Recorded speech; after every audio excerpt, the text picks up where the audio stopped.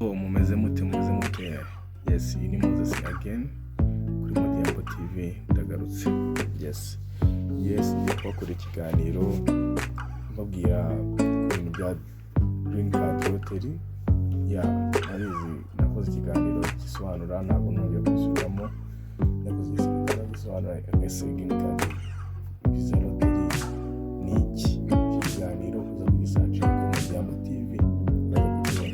Yes, before rero yuko uri mu video kora subscribe, kora like nyinshi kugira ngo abantu bose ikiganiro kigere ko gifite akamaro ku bantu bose, ku baturarwanda bose. Nshaka ko uno mwaka mwapayinga muri benshi cyane, ufite inkuru nziza ngiye kuza kubabwira mu kanya.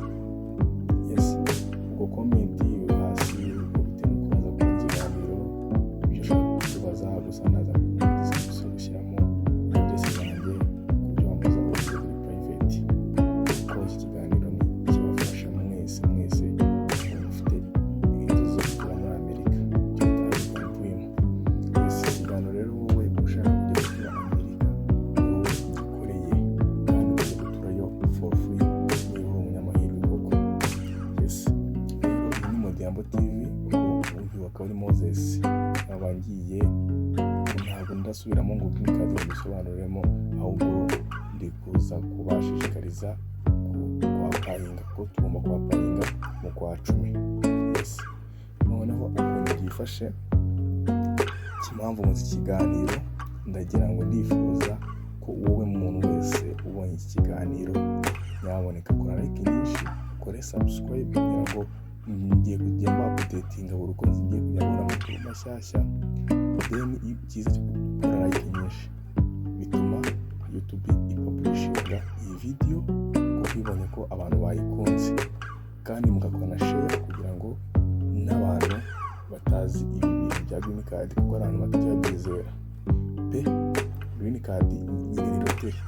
Ni nko gutombora, just ikora uvuga ngo reka birebe ko byaca kuko hari abantu bakora for the first time bakabona green card. Yes, tubanye abantu benshi. Rero sasa ni Modiambo TV yaboneka kuri izo like nyinshi kugira ngo abaturarwanda bose, kuko twebwe turacyari dufite imibare hasi ikiri hasi buri mwaka. Atsinda abantu ntabwo bagendamo benshi nk'igere n'ibindi bihugu za Tanzania, Kenya, bino bihugu byose byateye imbere hagenda abantu benshi cyane kubera ko umubare uko mwapurika mwapayinga muri benshi mugenda muri benshi. Rero ubu ndagira ngo mbibutse ko tuzapayinga mu kwa 10. nanjye ndimo ngiye mbabwira ntabwo mwapayinze inshuro zigera muri 3.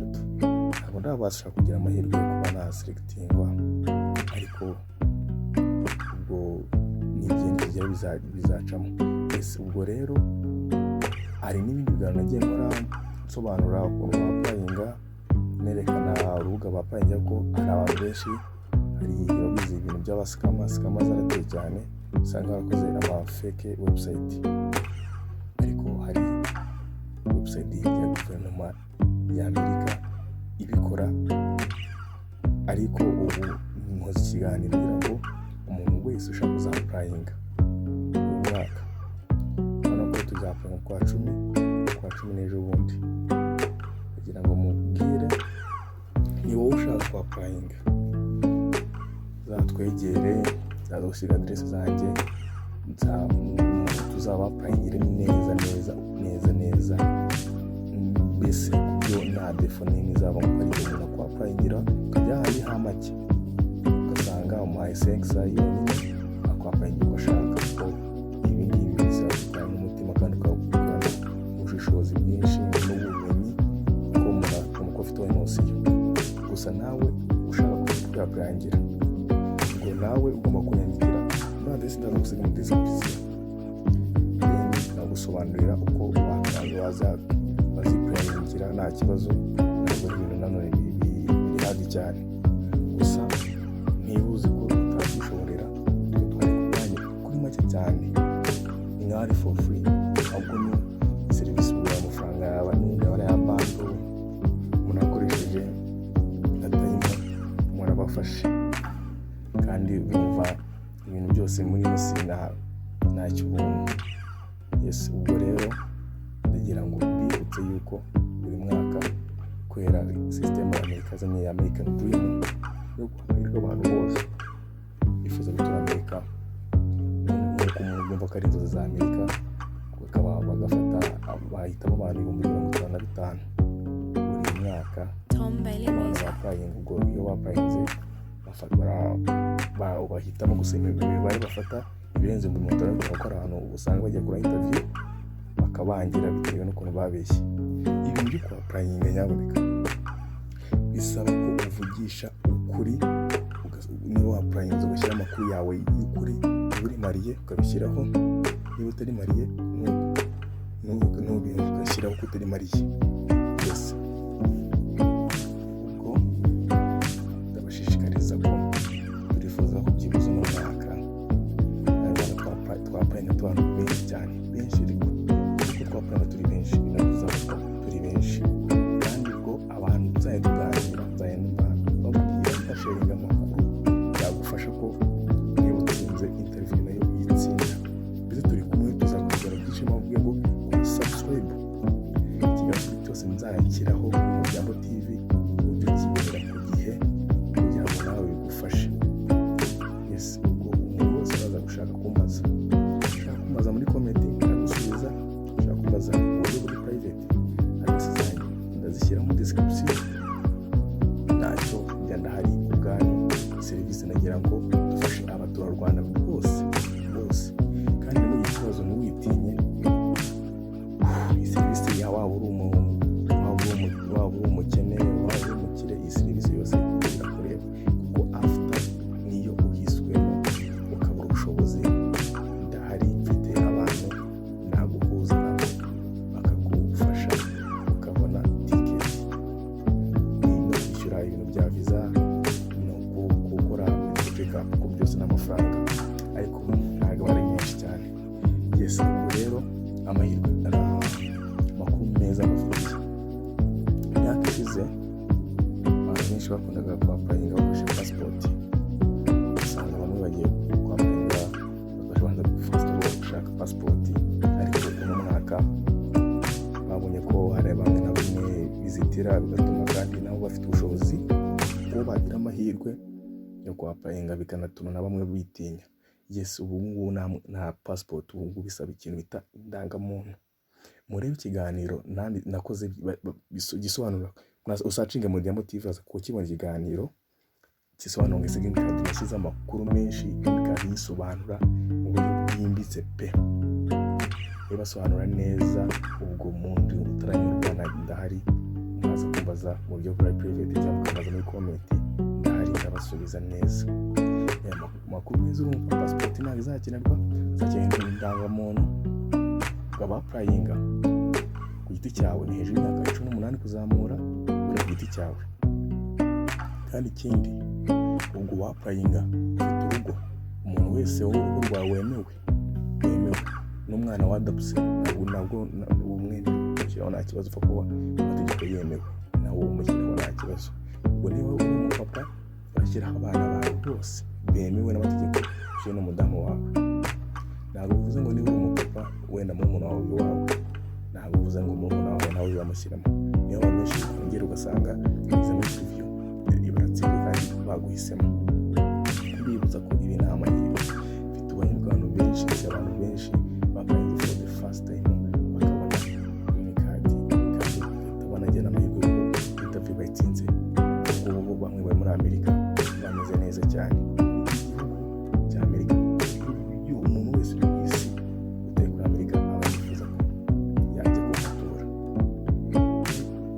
N'aba batuye mu bihugu bya Aziya, dufata nk'aho bimeze neza, batuye za Dubai, wese aba afite inzozi yo kujya muri Amerika. Yes, iri mu Jambo TV, turari kuzafasha abapayinga. Serivisi ntabwo ihenze, tuzababwira igiciro ariko ni make cyane, nk'ubuntu, kandi tubapayinga neza, twarabihuguriwe, tukabikora neza, twese turagukurikirana mpaka niyo baguhisemo kuzuriza iyo bita DS 260 DS 260 byose mbese ni kuko n'izindi process byose tugufashamo neza paka igihe na interview nayo ushaka tuguha amasomo y'ukuntu uko ibibazo baza ntabwo ari ibintu birenze n'ibyo mu buzima busanzwe. Iyo ushaka turaguherekeza kuko nyine aba ari serivisi twiyemeje dushaka gufasha abantu benshi bo mu Rwanda. Twapanye niyo mpamvu wowe ufite famiye, ufite abo mu ntara y'amajyaruguru, ufite abo mu ntara y'amajyepfo, ufite abo muri Kigali, ufite mu Burasirazuba, ufite mu Burengerazuba, babwire ko bafitiye amakuru meza y'uko bajya gutura muri Amerika. Wowe udafashwe n'umuntu wawe cyangwa mubyara wawe cyangwa se mushiki wawe kwa mama wanyu cyangwa kwa papa wanyu kwa data wanyu, mbese mubwirane abakoresha smartphone bikorewe ko basharinge ku WhatsApp, ku Instagram, ku Facebook, basharinge iki kiganiro bo nabo babyumve ntacyo kugira ngo bumve ubusobanuro neza bwimbitse. Iyi ni Jambo TV biri Moses muri kumva abasobanura byose. Niyo mpamvu abantu mudufashe amalike abe menshi, amashare musharinga abantu benshi, ushaka kutwumva abantu benshi natwe twagira community hejuru kuko Amerika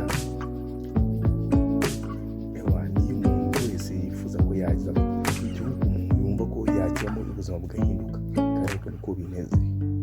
Ujyayo ubuzima bugahita buhinduka, upfa kuba uri umuntu uba utari umunebwe, ukoresha imbaraga, ukoresha ubwenge bwawe n'imitireri, ibintu bivamo neza kandi n'igihugu ugenda famiye yawe igahita ihindurirwa ubuzima bitewe n'uko ari ahantu haba amahirwe menshi yo kubona akazi. Ntabwo kubura akazi hariya. Ubwo ndagenda basobanura neza pole. Niyo mpamvu ubwiye ngo ukora subscribe kugira ngo ibiganiro nzajya nkora urakora subscribe uhita ukora ukazogera kugira ngo ujye ubona notification zose iyo yitwa ngo Jambo TV rapodinze. Ubundi uzabasobanura ko hari n'ibindi biganiro byinshi nakoze uzacinga Jambo TV gusa kuri YouTube yawe. Byinshi nagiye nkora bya green card, bereka ukuntu iyo bahisemo bimeze, mbese ibiganiro byinshi bigiye bitandukanye. Yes, in Jambo TV, this is Moses. Don't forget to subscribe, like, share and comment. Ubwo ibindi Imana ibamugisha kujya bakurije kufatanya gukora iki kiganiro kibanze ntacyo munyandikira muri comment cyangwa private ibyo mushaka kumbasobanuriraho ntacyo ntaza mbibakorera nta kibazo. Ubwo bibutsa yuko uzashaka ko mwapurayingira twe turahari, ushaka ko tunamuha ubusobanuro ukuntu yakiyapurayingira kugira ngo birakunda. Ikintu kigorana abantu ni ugukora photo size kuko kuba ari size igomba kuba ifite kandi n'inyuma background isa umweru. Ntabwo nawe ni ifoto yose wayifata ngo uyishyire kuri fomu yawe wenda wifotoje ahantu hari amatafari cyangwa se irangi ry'icyatsi ugiye kwishyiraho ya n'ahandi paper configuration n'amaziguha. Ariko iyo bagiye guselectinga bayivana muri application yawe kubera ko baba wapurayinze nabi. Niyo mpamvu nyaboneka uzatuganire mu kwa cumi ndabibutsa itariki, ushobora kuba hagati maybe nko ku itariki 8, ariko nzababwira ndahari ndazagenda zisigaho n'ibijya no kuba za product kuko uyu munsi n'uyu byatangiye. Nanone mbibutsa ko mfite page ya Facebook nayo iriho ibitanga amakuru kugira leta DV visa ikadi lottery applicants help. Ndaza kubishyira muri description mwabyandika ni DV visa green card lottery applicants help.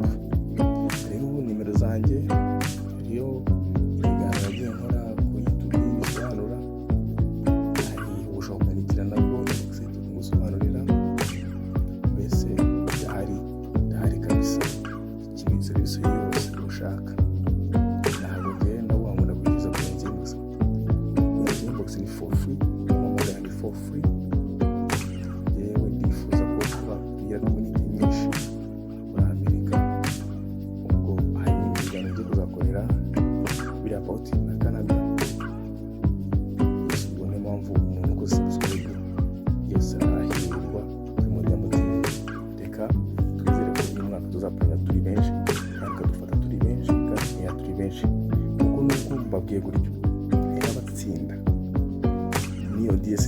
bakanagira n'umubare case number iri hasi, kuko iyo ufite kuri case number iriho ufite amahirwe menshi kurusha ufite high case number. Byose nzagenda nsobanura neza ikintu ku kindi, bwo uhaye utasobanukiwe umbaze inbox, umbaze comment. Yesu ugasanga umuntu aratsinze ariko interview ugasanga iramugonze. Nyaboneka urumva ibyo bintu bitababaje koko? Ugasanga interview iramugonze kubera iki? Bya bindi uba warapurayinze ugashyiramo ibintu byo kubeshya, kuko twebwe tugomba kubikurikirana neza tukamenya ko amakuru yawe ushyizemo koko ari ayanyayo. Kuri ibi twe tuzi neza tugeza ko nta ereri ibamo, byo niba ugufashe 100% ugomba kugenda kuko ufite low case number cyangwa niyo yaba ari middle case number, kuko high case number usanga irenze mu 5. Urumva bagomba kurenza abantu ko bazi ko abantu interview baratsindwa, babandi bari high case number bisaba ko umuntu ufite high case number bisaba ko asenga Imana abantu bagatsindwa interview ari benshi, cyangwa se bamwe bumva n'abapayinga bagapfa, n'abapayinga wenda nibareba ibisubizo nibabimenye. Niyo mpamvu wowe urahirwa kuba ugiye kuri subscribe kuri Kinyaruwanda TV. Ni na result zizakuza, tubabwire tubamenyeshe, tuzakora na group ya WhatsApp tutangaho amakuru, mbese tuyakora big community hano. Then tunizere yuko tuzabika turi benshi kandi tukavuga turi benshi, tukanagenda nta n'umutsinzwe interview. Nyaboneka iyi ni Kinyaruwanda TV, kora subscribe, like nyinshi, share ku bantu bose bawe benshi barabure n'uvuge ngo urabyihererana, utagiye umushuti bakagenda rero zakomeza nako $100 kandi ufite umuntu muziranye umeze neza, nawe ugira ku muntu ukomeye. Yesu abantu rero neza, reka dufashanye tuzabafasha kuba information zose kandi mu buryo bwiza busesuye byihuse nta gutinda.